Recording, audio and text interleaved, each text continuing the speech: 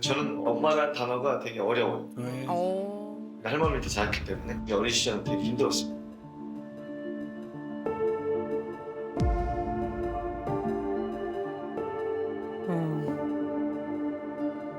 이제 그 사진 하나밖에 없으니까 그 사진을 캡처해가지고 A4용지에다가 이렇게 흡수해가지고 계속 뿌리는 거예요. 언젠가는 연락이 오겠지. 아. 얼마 만에 진짜 42년 만에 왔어요. 42년? 그래서 저는 계속 연락을 해서 좀 뭔가 좀 예전에 못했던 그런 뭐 행동이라든가 그런 모습들도 같이 만나서 밥에서 같이 먹을 수 있는 그런 상황을 만들고 싶은데 되지 못하는 상황이죠. 찾았는데 뵙지 못한다고요? 왜? 이제 찾았는데? 왜 못 뵙는 거예요? 난 내 편이라고 생각하고 찾았고 만났고 이게 했는데 내가 싫은가? 내가 괜히 나타났나? 라는 생각이 많이 들죠.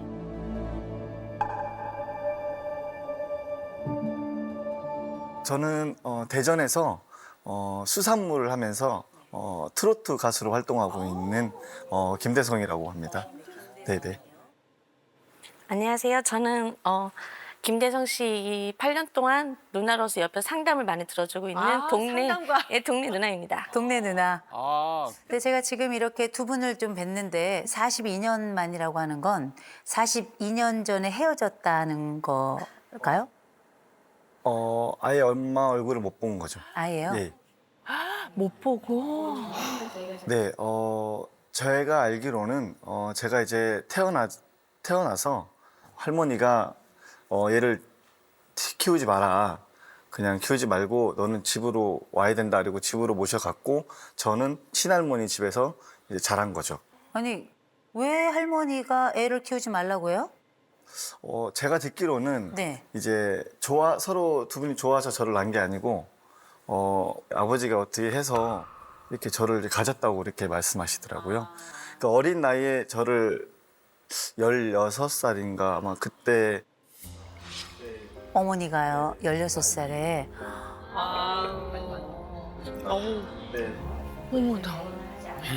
너무 어린 나이인데. 아버지가 계시잖아요. 아버지도 저희랑 같이 살진 않았습니다. 뭐 명절에 한 번씩 오셔서 맛있는 거를 사온다든가 어디서 자전거를 좀 갖고 오신다든가 제 기억으로는 이제 할머니랑 작은아버지랑 큰아버지랑 이렇게 살았습니다. 엄마는 어떻게 찾았어요? 네, 아침마당. 아침마당. 예, 아침마당을 이제 공개를 하고 난 후 3일 후에 이제 발신자 표시 제안으로 전화가 온 거죠.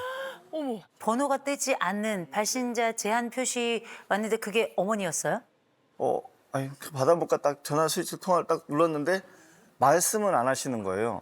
여보세요? 여보세요? 이랬는데 말을 안 해요. 그래서 조금 있다가 혹시 라는 분 찾으셨나요? 이러길래 어머님인가? 내가 찾던 그 어머님인가? 그래서 이제 이런저런 얘기하다 보니까 이제 확고가 쓴 거죠. 아, 어머님이구나. 아. 네, 그렇게 이제 어머님을 찾게 된 겁니다. 어머나. 와, 진짜 무슨 이산 가족 어머. 찾듯이.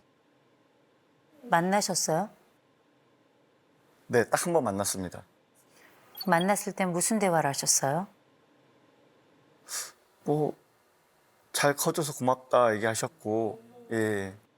네. 아, 저는 사실 엄마 만나면서 보고 싶었습니다. 저 키워준 할머니 산소에 같이 가서 막걸리 한 잔 버드리고 싶습니다라고 하고 싶었는데 되게 그냥 뭐 표현을 할 수가 없을 정도로 말이 나오지 않았습니다.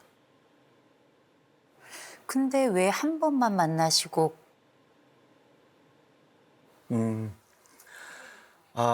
저는 매일매일 보고 싶고 매일매일 연락하고 싶고 또 같이 주말 되면 놀러도 같이 가고 싶고 남들이 하는 외식도 한번 해보고 싶고 야외도 놀러 가고 싶고 한데 이제 가정이 있으시더라고요. 예. 그랬구나. 원래 이제 얘기를 안 하신다고 하셨는데 한 1년 정도만 지켜보자. 우리 둘이만 연락하고 1년 정도만 지켜보자 이랬는데 이제 약주를 드시고 이제 얘기를 하신 거예요. 술김에. 그리고 그 같이 사시는 분이 대성이하고는 연락하지 마라. 네. 연락을 하게 되면 지금 딸 둘한테 소홀해질 것이다. 그렇게 말씀하셨대요. 지금 딸 둘한테 소홀해질 것이다. 오케이, 그럴 수 있어요. 왜냐면 거기는 또 형 가족이 중요하니까. 근데 우리가 꼭 얼굴과 얼굴을 맞대야지만 만난 건 아니잖아요. 뭐 SNS를 할 수도 있고 문자를 할 수도 있고 혹시 그렇게라도 엄마랑 소통이 됐었나요? 이제 그 얘기를 하시더라고요. 너를 만난 것도 좋고 뭐 다 좋으신데 이 가정을 내가 이렇게 할 수는 없으니까 우리 더 이상 연락을 못 하겠다. 그렇게 딱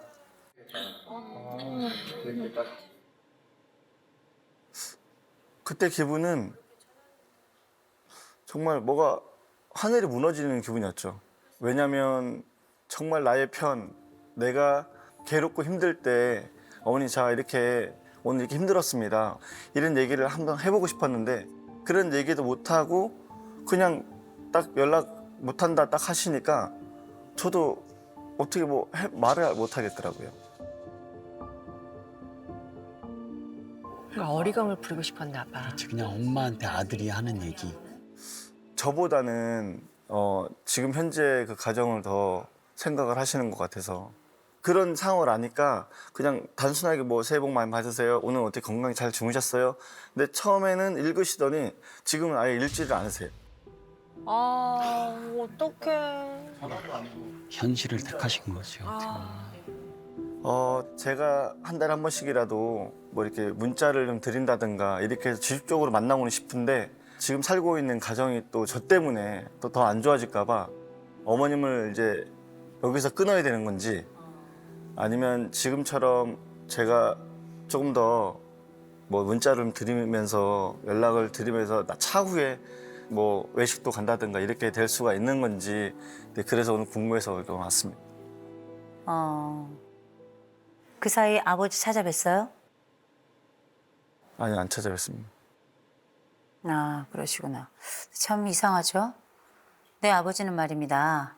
나에게 자전거를 사왔고 내게 이따금씩 찾아올 때마다 선물을 들고 온 아버지 야속하지만 그래도 어쩌다가 들리긴 했어요. 이 어머니는 대성 씨를 한 번 버리고 2번 거절하고 3번 침묵하고 있죠. 왜 아버지는 내게 뭔가를 더 한 것 같은데 아버지는 찾아가지 않고 어머니는 아무것도 하지 않는데 그 어머니는 찾고 싶을까요? 이 엄마가 야속한 분이긴 하거든요. 수신자를 알 수 없는 그 번호처럼 그렇게 마치 모르는 사람처럼 그럼 이제 고민을 하는 거예요. 내 보호자는 누군가? 엄마여야 했지만 엄마가 아니었고 아버지가 했어야 했지만 아버지가 하지 않았어요. 대성 씨의 보호자는 누굴까요? 누가 보호자예요? 없는 것 같습니다. 없죠. 근데 제가 입장을 바꿔서 다른 얘기를 한번 해볼까요? 그러면 대성 씨가 나이를 먹었는데 대성 씨는 누굴 보호하고 있나? 누굴 보호한 적이 있나? 대성 씨는 누군가를 보호한다는 건 참 어려운 일일 것 같아요. 그죠? 그래서 제가 우리 누나께 좀 여쭤볼게요. 우리 대성 씨 친구들하고 잘 지내요? 처음에는 되게 잘 지내요.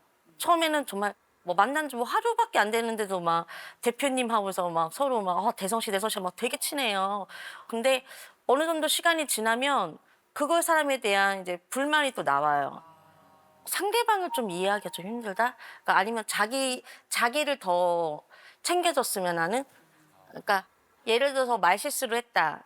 그러면은 그냥 뭐 안 보면 되지. 이렇게 그냥 극단적으로 너무 이 사람은 나랑 안 맞아. 빨리 친해지고 빨리 헤어지고. 대성 씨는 되게 좀 극단적으로 결정을 하는 것 같아요. 그래서 대성 씨가 보통 저한테 제일 많이 하는 말이 그런 걸 좀 이해해 줄 수 있는 거 아니야? 그러니까 이해해 줄 수 있는 거 아니야라는 말 되게 많이 쓰는 것 같아요. 보통 보면.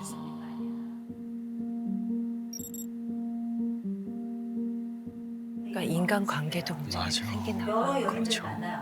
그럴 것 같아요. 제가 대성 씨한테 좀 여쭤볼게요. 누나들하고 사귀어 본 적 있어요? 네. 얼마나 여러 명 하고요? 네. 거짓 친구 동생은 없고요. 다 누나들. 누나들 한두 명이 아니네요. 적으면 5살, 많으면 띠동갑. 네. 더 어린 분들 혹은 동갑은 아예 안 만나봤어요? 만나고 싶지 않습니다. 아 확고하시네. 만나고 싶지 않아요? 나이 든 여자가 왜 좋을까? 사실은 이제 제가 누굴 챙겨준다기보다는 이게 받는 걸 되게 좀 생각을 하고요. 누가 못 해주는 그런 걸 누나들은 해주죠. 예. 챙 받고 싶구나. 왜 나는 여러 번 이렇게 계속 누나들만 만나나? 마치 엄마 찾아다니듯이. 제가 왜 이런 말씀을 드리냐면 엄마가 없는 분들, 특별히 아주 어려서 엄마를 잃은 분들은 엄마 같은 여인들과 교제를 하거나 누나들하고 굉장히 밀접한 관계를 가지면서 연인 관계로 가는 경우가 많아요. 그런데 이전에 연상들이 많이 있었는데 그 누나들하고는 왜 헤어졌죠? 생각을 안 해봤습니다. 그 생각은요? 네네. 아마 그 여인들은 내가 생각했던 엄마 역할을 충분히 하지 못했을 거예요. 내게 엄마 역할을 충분히 하지 못한다 생각이 들면 계속 부처처럼 떠다닌단 말이에요. 아 엄마가 아니잖아. 그렇지. 엄마가 될 수 없지. 그런데 이게 검사에도 잘 드러나요. 지금 대성 씨 같은 경우는 사회적 민감성이 굉장히 낮아요. 다른 사람들에 대해서 별로 연민이 없어요. 그런데다가 연대감도 낮습니다. 그래서 누구와 함께 오랫동안 어떤 관계를 형성해서 지속적으로 유지하는 게 쉽지가 않아요.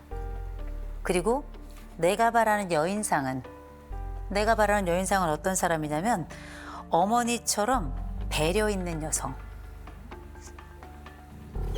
제가 대성 씨에게 들었던 어머니는 그렇게 배려가 있는 분 같진 않던데요.